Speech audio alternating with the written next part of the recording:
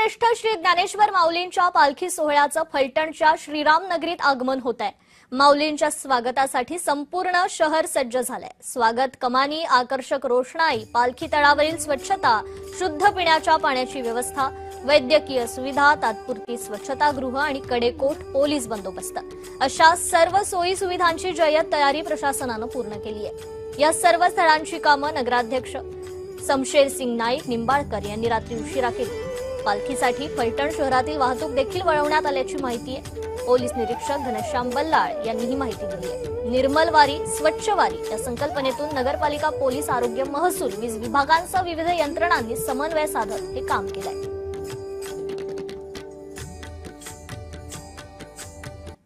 आपल्या पालखी तळापासून जेव्हा आपण नाना पाटील चौकाकडे जात असतो तर त्यामध्येच एक दहिवडी चौक आहे। त्या दहिवडी चौकातून शिखर शिंगणापूरकडे जाणारा एक पर्यायी रस्ता आम्ही तो शोधलाय। व्यवस्थित तो डांबरी केलेला आहे आणि तो रस्ता हा विडणी पालखी विसाव्यापाशी तो निघत असतो।